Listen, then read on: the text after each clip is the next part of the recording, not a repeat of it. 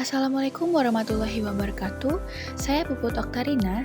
Di sini saya akan memaparkan video tugas farmasetika dengan dosen pembimbing Ibu Mayaranti Wilsya, MSc APT. Adapun materi yang akan kita bahas yaitu sediaan galenika. Sebelum itu, kita harus mengetahui apa itu galenika. Istilah galenika berawal dari nama seorang tabib Yunani, yaitu Claudius Galenos atau Galen, yang membuat sediaan obat-obatan yang berasal dari tumbuhan dan hewan, sehingga muncullah ilmu obat-obatan yang dinamakan dengan galenika. Jadi, sediaan galenik adalah sediaan yang dibuat dari bahan baku hewan atau tumbuhan yang diambil sarinya. Adapun tujuan pembuatan galenika antara lain, yang pertama, memisahkan kandungan simplicia dari bagian yang tidak berguna. Yang kedua, membuat sebuah sediaan yang sederhana dan mudah untuk dipakai.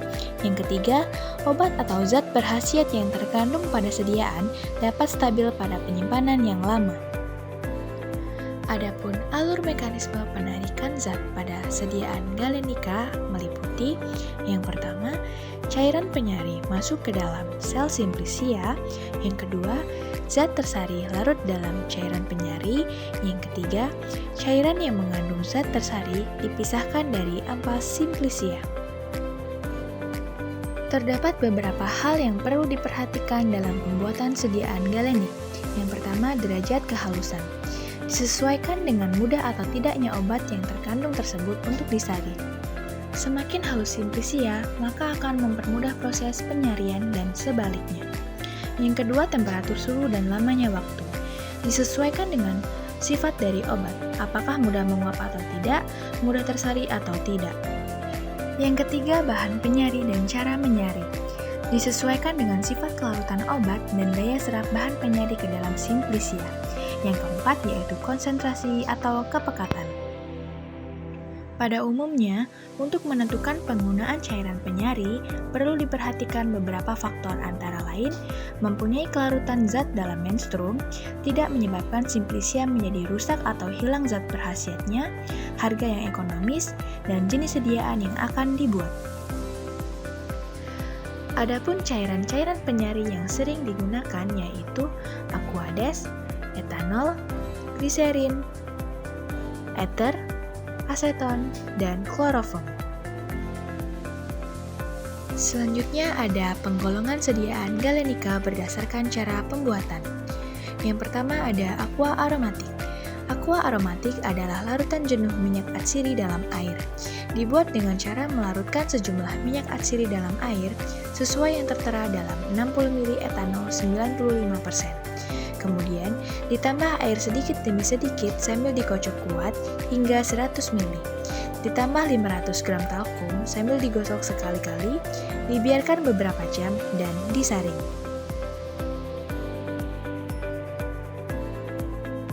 Yang kedua ada ekstrakta atau ekstrak. Ekstrak adalah sediaan yang dapat berupa kering, kental, dan cair, dibuat dengan mencari simplicia nabati atau hewani menurut cara yang sesuai yaitu maserasi, perkolasi, atau penyeduhan dengan air mendidih. Contoh ekstrak yaitu ekstrak belladonna, ekstrak timi, ekstrak strici, ekstrak kina, ekstrak kola, dan lain-lain. Yang ketiga yaitu sirup. Sirup adalah sediaan cair berupa larutan yang mengandung sakrosa. Kadar sakrosa adalah tidak kurang dari 66,9% kecuali dinyatakan lain. Yang keempat yaitu spiritus aromatici. Spiritus aromatici dibuat dengan maserasi sejumlah simplicia dengan campuran sejumlah etanol dan air selama 24 jam. Maserat lalu didestilasi sampai diperoleh 1000 bagian. Dalam farmakope Belanda, terdapat sediaan berupa spiritus aromaticus, spiritus cinnamomi, spiritus citri, spiritus cochlear, dan spiritus lavandule. Berikut ini terdapat contoh sediaan galenik dari simplicia. Yang pertama, ekstrak belladonna. Yang kedua, ekstrak akar manis.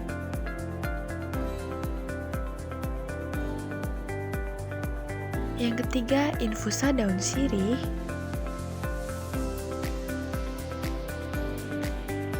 Dan yang keempat adalah Capsici tinctura.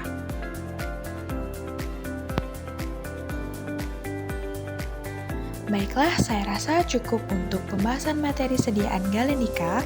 Saya mohon maaf jika masih terdapat banyak kesalahan. Kepada Allah saya mohon ampun. Sampai jumpa di lain waktu. Saya akhiri. Wassalamualaikum warahmatullahi wabarakatuh.